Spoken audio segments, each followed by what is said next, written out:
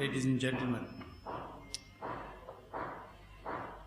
I first would like to place the matter of 10% growth rate or more in a historical perspective,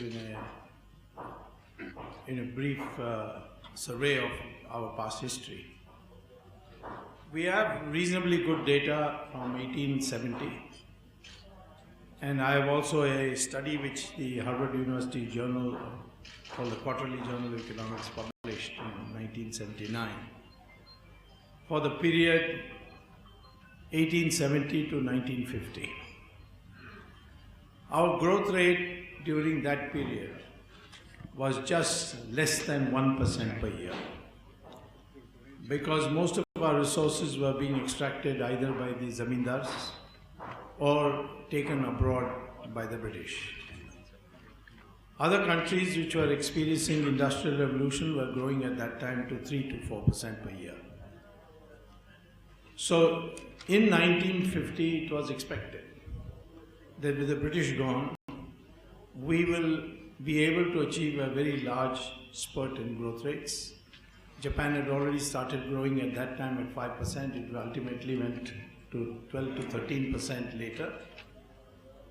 But unfortunately, we adopted the Soviet economic model at the insistence of Jawaharlal Nehru.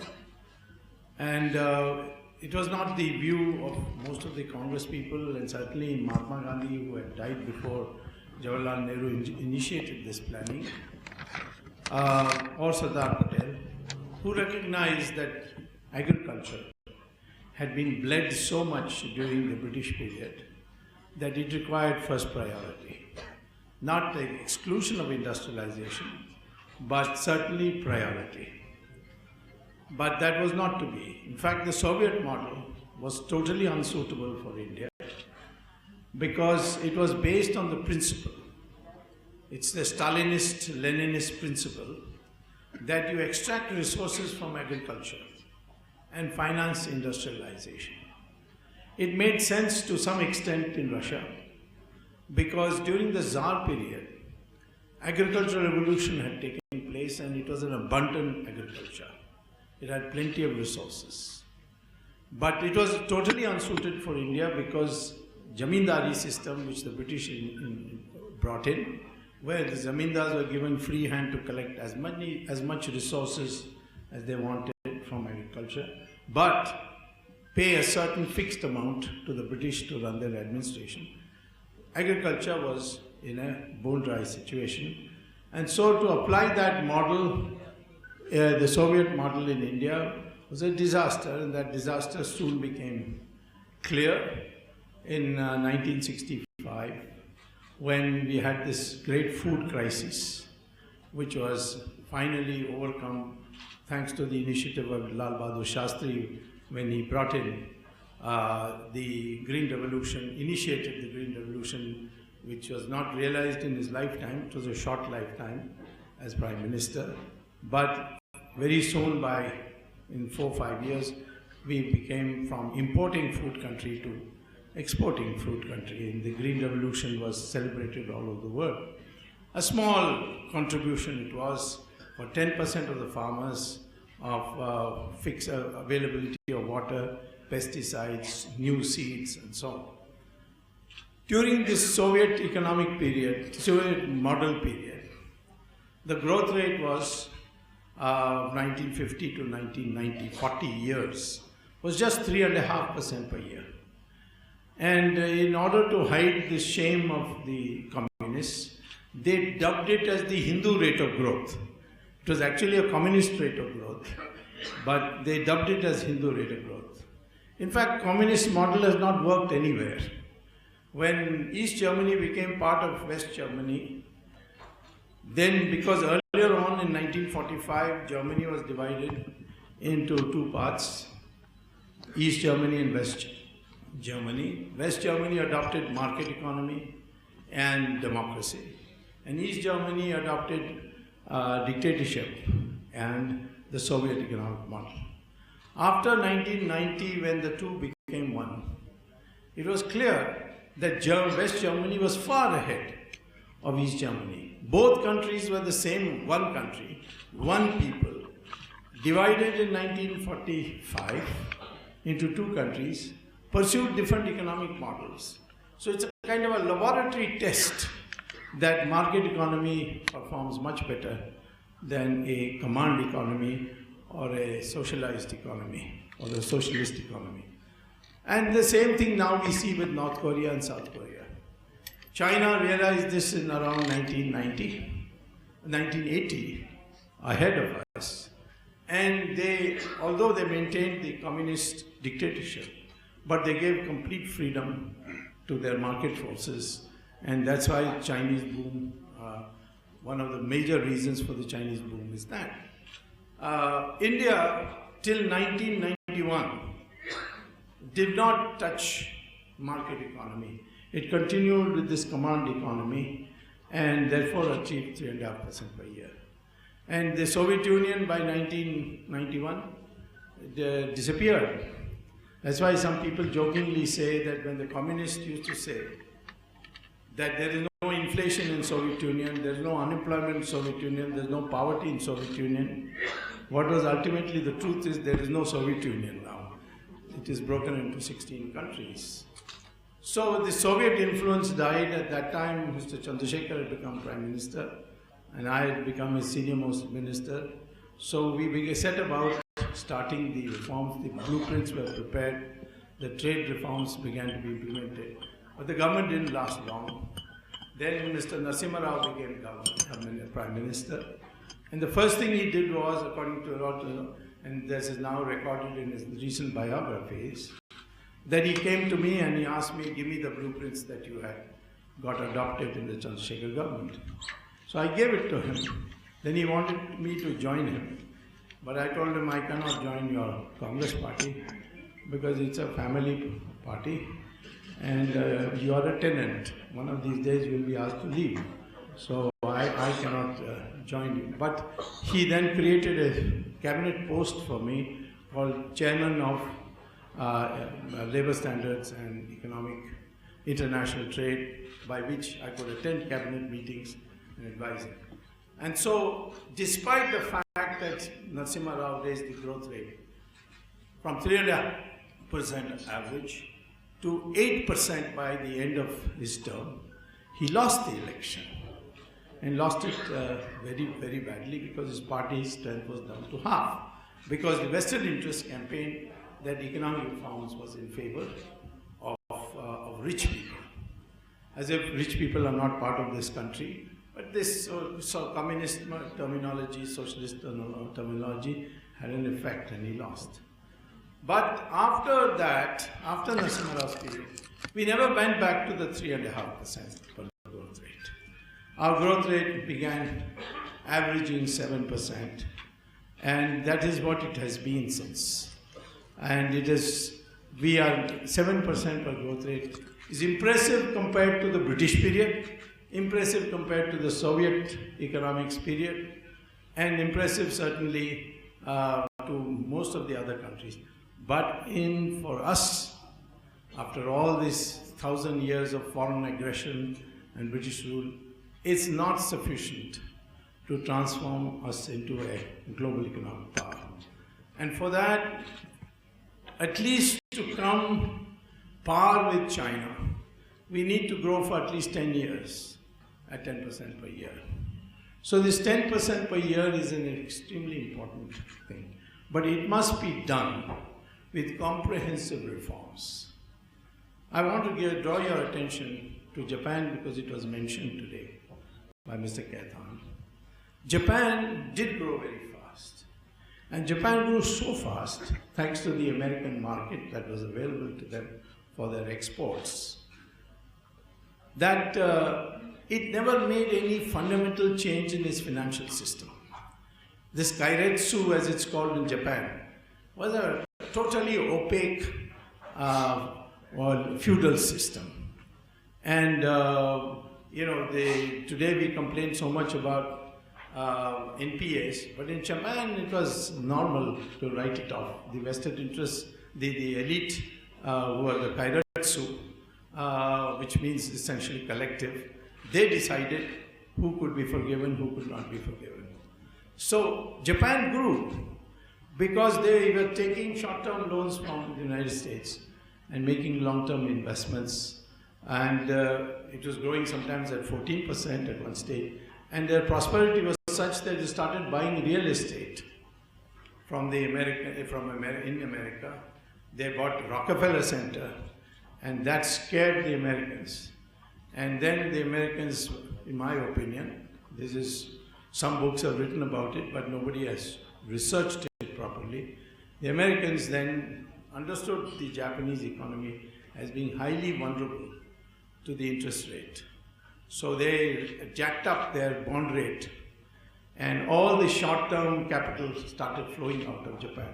So the great crash of 1997, called the East Asian crisis, took place, and even today Japan has not recovered because its financial system was not equal to it. So you can talk about a 10% growth rate, but you have to make sure that our financial system is up to it. Our financial system in structural terms is a good system, but we have recently been playing with it in such a way that that requires also to be reformed. So I've come back to this question, is 10% growth rate within our reach? As a technical economist, I can tell you that there are two major variables which decide at what growth rate you go. One is the rate of investment in the economy. The rate of investment is measured by the total domestic savings plus the foreign direct investment. And these two together divided by the national income, that ratio is called the rate of savings. But in India, the foreign contribution is minimal. It will always be minimal, it will always remain minimal. It's about 2%. And the remaining is the household. 5 years ago, the household was, no, not even 5 years ago, 3 years ago, the household was contributing to the national savings rate or the national investment rate to the extent of 35%. So 35% plus 2% was 37% of GDP, as a ratio of GDP was the rate of savings. This divided by what is called as the capital output ratio gives you the growth rate of the economy. And our growth rate was inefficient. I mean, our use of capital was inefficient due to corruption. So it was at the rate of 4.5. The capital output ratio was 4.5, which means if you invest 4.5 rupees today, then for lifetime you will get 1 rupee per year in the future. So that's a measure of the productivity of capital. So the productivity of capital is normally a good productivity of capital would be 2.5 to 3%. Japan had for many years 2.5%, and 3% is something which you can expect. So if you have a rate of savings of 35 plus 2, 37%, and divided by say 3, that's almost 13%, not even 13%, a little less than 13%. And if you have 36% rate of savings, rate of investment, you divide it by 4, then it is 9%. The growth rate is 9%. And there's another rule of thumb. How many years will it take to double your economy, double your GDP? There's a rule of thumb called 72 divided by the growth rate. So today, if our growth rate is 6%, 72 divided by 6 is 12 years. So every 12 years, your GDP will double. If you have 12 times, then if your growth rate is 12%, then 72 divided by 12 will give you 6 years, doubling every 6 years. Now, we really need between 10 to 12%, but I will right now speak to you about it. Is it possible? Well, what has happened in the last 3 years is that the domestic rate of saving has dropped from 35% to 29%. This is something which you will not see in newspaper accounts and all that, because this is part of technical economics. So therefore it's here and there mentioned, but it's not made a part of the main story. So this decline is due to, in my opinion, policies which discourage savings in the country. And therefore that has to be changed.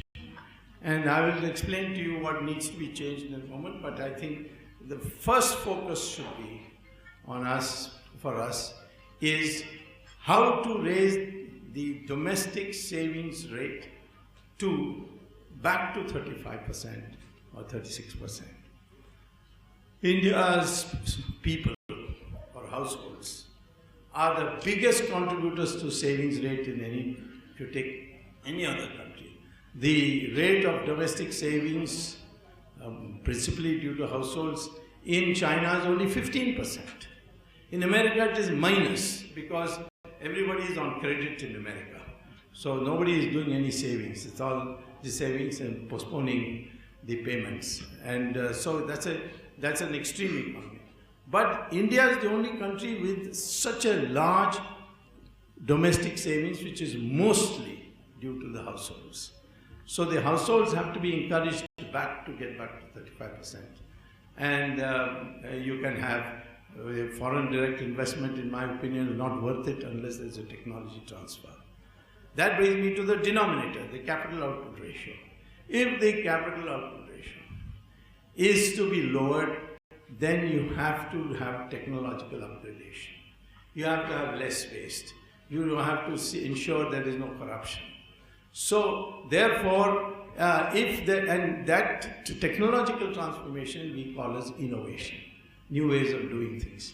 All through the world history, countries have gone to a higher growth rate, not because they have pumped in more capital and more labor into the production, but because they took to new innovations. Industrial revolution came because locomotives, Bessemer steel blast furnaces. Then the Americans came, they brought in wireless, they brought in jet engines, they brought fax machines, and ultimately the ultimate invention of the last century, namely the internet. The internet has completely transformed the way we do business. You can sit in New York today and run your factories in 17, 18 countries. That is humanly the maximum that you can do. So this innovation is the thing that we have to focus on. So by innovation, by technological upgradation, because if you go on putting more and more capital, and of course labor for the required labor, then you go along a curve which starts having diminishing returns. That is, there is a limit. So instead of going along a curve, you should jump curves. And the only way you can jump curve, go to a higher curve, is by new technology. And that's how England got for industrial revolution. That's how the Americans today dominate the world economy. They don't dominate because of their finance. They dominate because of their new technology. So we have to therefore do that way. And we have to recognize what our sectoral position is. Today agriculture share in GDP is about 20%, if you include fisheries, etc. And industry is 30%. But surprisingly, unlike most other countries, our services sector is 50%. And therefore, where the manufacturing sector is one of the areas where we need to increase the share in this GDP. And that can only be done by having manufacturing friendly policies. And all through the past 70 years, we have essentially been having we may say we had a Soviet model and the state must build steel plants and all highly inefficient. Incentivize the industrialists to produce things, encourage them to innovate, encourage them to invest in research and development, and make industry into a fast-growing industry. In the last 3 years, I'm sorry to say, the great the rate of industrial development has been 2%, 3%, 4%. And I largely blame it on the then Reserve Bank Governor, Mr. Raghuram Rajan, whom I'm happy to say I finally persuaded the Prime Minister to sack him and send him back to where he belonged, namely teaching in some university in Chicago. Now, what he was doing, he was just going on raising interest rates. And he was arguing that that's the only way to control inflation. That's like a doctor saying, the only way I can bring down the temperature of a patient is to kill him. Once he's dead, the temperature is bound to come down, of course. There, what happened when you raise the interest rates? And this is where non-economic, because Raghuram Rajan was not an economist. He was a finance man. He first came to IIT Delhi, and then he went to Ahmedabad and got an MBA, and then he went to America and got a PhD in finance. Finance is bilateral. It's what we call as microeconomics. But policy is macroeconomics. Macroeconomics is a general equilibrium system. You push in one place, it has an effect in another place also. I'll give you the example of the American Depression. 1930, they had a huge depression. People were on the streets, they had to be fed for only soup and some bread by standing in lines before government offices. How did that happen? In 1925, the US president called all the economists and asked them what should we do to reduce unemployment in the United States, because elections were coming after a few months. So they all said it's all a question of demand and supply. The wage rates are too high, and that's why there is unemployment. Reduce the wage rates by talking to the trade unions and persuade them to accept a wage cut, and then the employment will rise, and therefore unemployment will decline. So the president was persuaded. He spoke to the labor unions and got them to agree to a wage cut of 15%.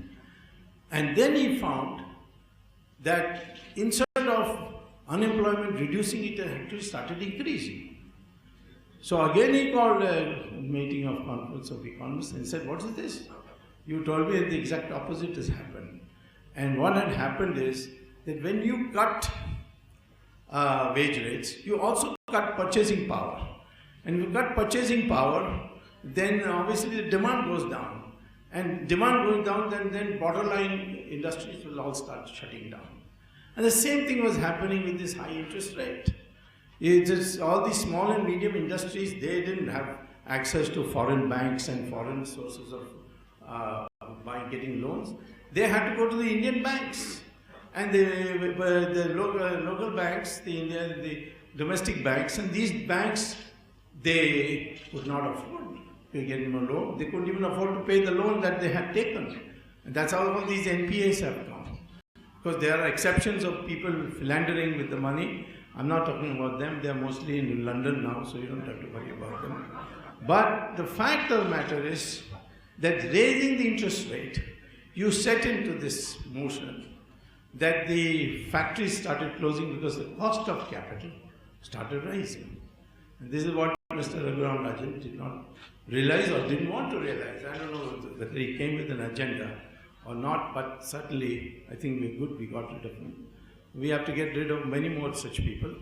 I won't name them here. But the fact of the matter is that we need now a dynamic attitude.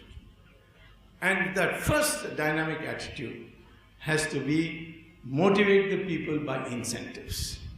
You want the rate of growth to go up to 10%, and that's the minimum. I think we should try for 12% now. But 10%, then motivate the people to save more. And that means you must raise the rate of interest on fixed deposits. I think it should be 9%. On the same time, the prime lending rate today is 12% for borrowing money. Reduce that to 9%. Today, I'm sorry to say, because of our high interest rates, people are borrowing from American banks at 2% interest rate. bringing it here. It's called interest leveraging. And they are lending money here. Half the stock market boom is due to that. It's not a real boom, it's a sham boom. The day these people pull out their money and go, you'll see it will crash. Just like participatory notes, this is also a pseudo rise in your stock market.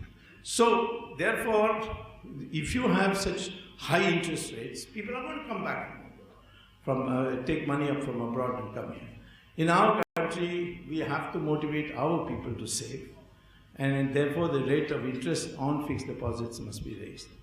I will also say that another way to motivate people to raise money for savings, given the nature of Indians, we are very saving-oriented people, is to abolish income tax. Income tax is a measure which I am unable to understand why we have it at all. This is not the first time I'm saying. I've been saying it for years. But I think finance ministers enjoy having income tax inspectors visiting your country, the offices, and threatening you if you don't behave. So it's become an instrument of political oppression. But actually, what does income tax give you today? It gives you, if you take the average of last few years, about 4 lakh crore rupees as revenue. There are alternative ways of raising revenue. 2G spectrum in the Supreme Court, when I got the licenses cancelled and said only auction should take place, it has been giving you an average of 3 lakhs crores per year. Coal, which you have not yet started auctioning, will give you about 10 to 11 lakh crores per year. If you seriously make efforts to get back this 120 lakh crores which is there in illegal banks abroad, for which no effort has been made so far, if you do that, 120 lakh crores can be got back. After all, Egypt, after all it was in shambles, they wanted to get back Mubarak's and his cabinet ministers' money abroad. They used what we should use, the United Nations Convention of 2005, for getting the money back. And they have got the money back. Same thing with Gaddafi. Gaddafi's money has also come back to Libya. Marcos' money has come back to Philippines. Why 120 lakh crores cannot come to India? Of course it can come back. And if you do that, you certainly don't need income tax. So I would suggest raising interest rates, the raised interest rates to cut down, 9% both for borrowing as well as for fixed deposits. And 2, income tax abolition. This is something that should be done to incentivize our people, enthuse them. Today, it's no use saying that tomorrow it will be like this, or the World Bank is saying you're doing wonderful. These are people are not impressed with that. They want to feel the change. And the only way I can think of they're feeling change is these 2 measures. They will immediately feel the change and their enthusiasm will come back, and that's what we need most of all today. Now, I would think that the sector with the maximum potential to grow today is surprisingly agriculture. And agriculture needs very little investment to grow. After all, Green Revolution came because of just a package of seeds, water, pesticides, and the method of planting which they had learned from the Indian Council of Agricultural Research. But today, the agricultural products of India are the cheapest in the world. Whether it's rice, whether it is wheat, whether it's fruits, whether it's flowers, you need market access, that's all. Milk, for example, our milk that we have. Today, of course, in America, they have now started bottling Indian cow milk, which they call as A2, Bos Indicus, because it says the most nutritious milk in the world is the Indian cow. We don't realize this, because we never realize anything unless the foreigner gives you a certificate. I remember yoga, when I was a student, we used to all laugh at yoga, thought this is all contortion. Now after the Hollywood actresses took to yoga, now everybody is taken to yoga. And soon, I'm telling you, everybody will start learning Sanskrit because NASA has declared that artificial intelligence, the most computer-friendly language is Sanskrit. So Sanskrit is going to also come. The same way this milk, you see, and of course, Bos Indicus slaughter has been banned by the Constitution. Article 48 bans the slaughter. But this milk, we have 150 million cows. The average yield they give per year is only 200 liters per year. An average Israeli cow gives you 11,000 liters. Imagine the amount of milk there will be in this country, and you can export it all. And you'll have to put up a fight in WTO for market access. So agriculture, that is one big potential. Second is the export potential. Second is, this country is the only country I know of the large countries which can have agricultural activity all 12 months of the year. In the United States, for 5 months because of snow, you can't do any agriculture. Same thing in Europe. Most of China is like that too. But India is one country where we have a huge arable land, I think 120 million hectares. And all 12 months of the year you can grow, which means 3 crops. Today we grow only more than 1 crop in 25% of the land. If you can empower the farmer to grow 3 crops a year, then you'll triple your production. The yield per acre in Indian farmers is 1/6 the yield per acre in experimental plots of the Indian Agricultural Research Institute. The same mud, the same country can produce such a difference. Only difference is fertilizer, water, electricity, etc. So if you could do that, then you will be having a booming agriculture. If you organize it well, if you have every district has its small airport, cold storages, packaging companies, so on, then you are in a position to export most of your abundance abroad, and it will sell much cheaper. The rice, for example, basmati rice costs only 1/6 of the rice of a comparable quality in Japan. And the same thing with wheat, 1/4 that in the United States. So we are in a position to become an agricultural global sector, and that is the most neglected of all, least investments gone into it. In fact, investment in agriculture during the entire period of 2004 to 2016 has been on a decline. There have been little ups and downs, but basic trend is downwards. So this is one thing to do. Second, there are many innovations we need to do. One innovation is water, for water. We have so much coastline, such a long coastline. Israel, or Saudi Arabia, Dubai, they all take water from the ocean, desalinate it and use it. They don't have a single river, but they have no problem with water. India has got so much water, but we have seen people fighting over water. This Karnataka and Tamil Nadu is every day fighting over Kaveri, saying Kaveri water we want more. Karnataka says no, we won't give. What are they fighting for? If you want Kaveri water, yes, you can fight. But if you want water, there is an alternative source. Desalinate seawater on the coast of Tamil Nadu. We just put 4 desalination plants.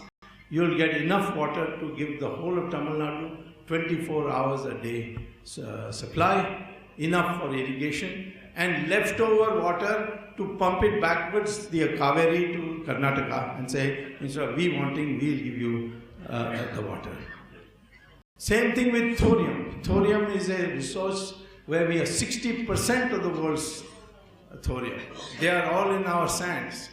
You may have seen newspaper items of somebody being caught for sand smuggling. I also wonder which idiot would export sand.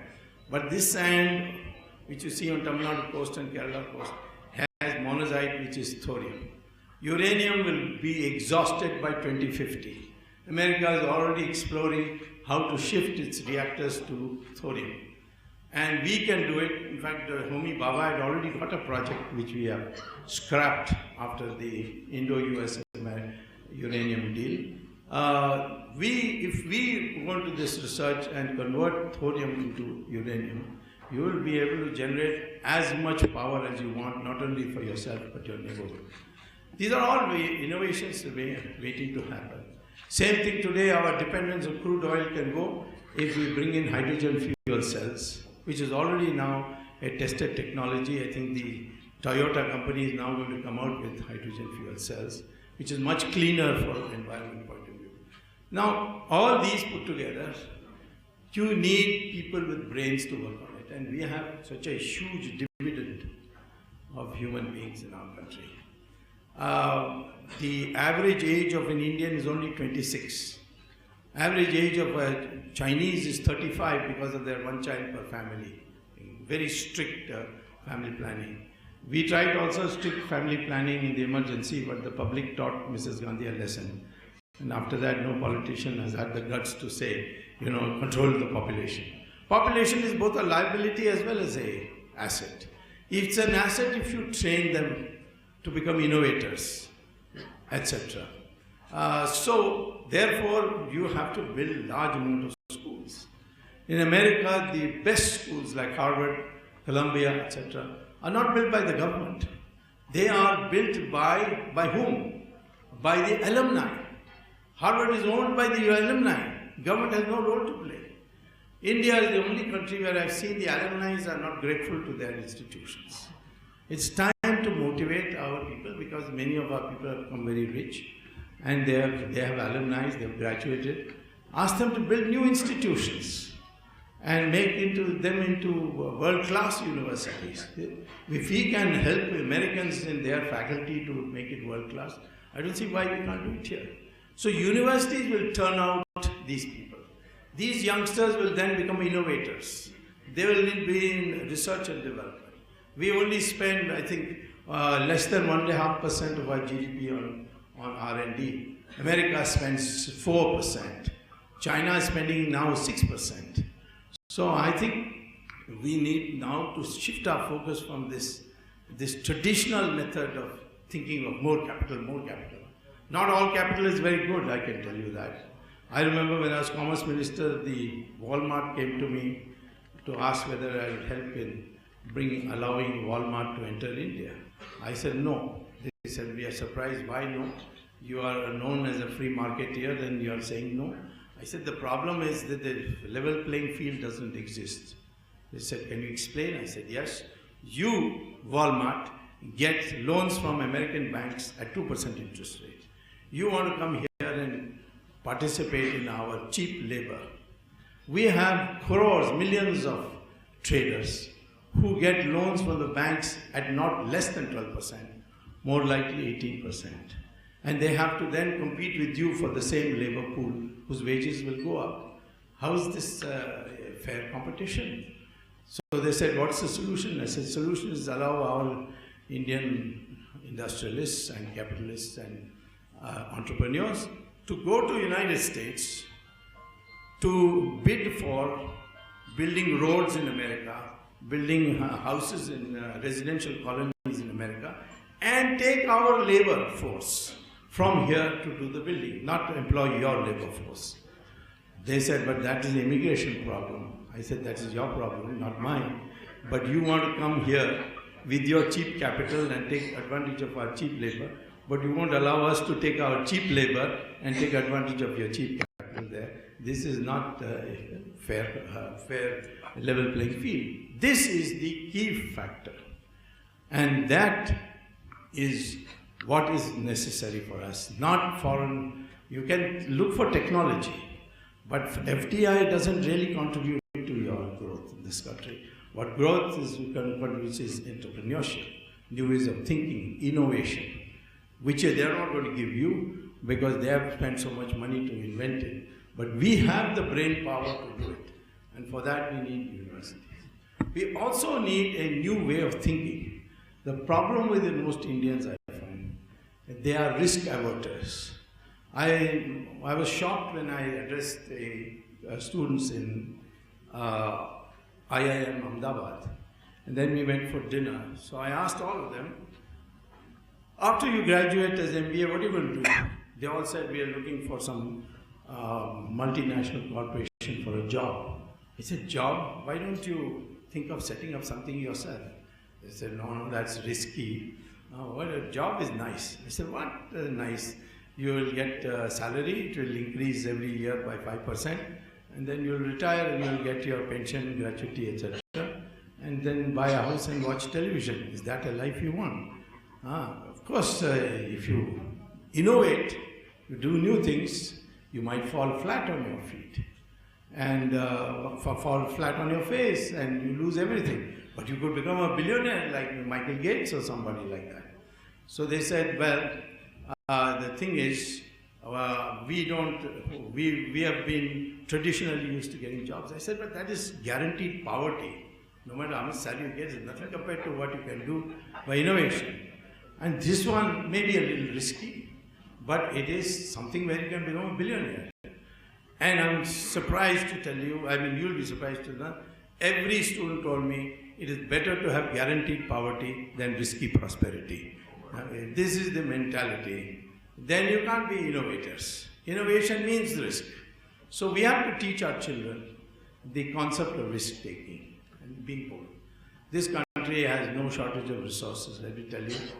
It has talent across the board. This same bureaucracy everybody abuses is the one that can produce results if they know that you mean business. I always compare bureaucracy to a horse which tests its rider. If the rider is a novice, they'll throw him off and run away. But if it's a person who knows how to ride a horse, then they will obey and take him far. So the same way, today I think every part of India, we have pockets of excellence. We have demonstrated around the world. And our Indians are demonstrating it every day in America. But what we need is a new approach to economic policy, which is incentive-based, no compulsion, and rewarding those who perform. That, along with a new conversion, the conversion of our demographic talent into an innovating, risk-taking new population. This will produce you not only 10%, it will produce you 15% in my opinion, but 10% per year for 10 years will probably bring you ahead of China, just about ahead of China.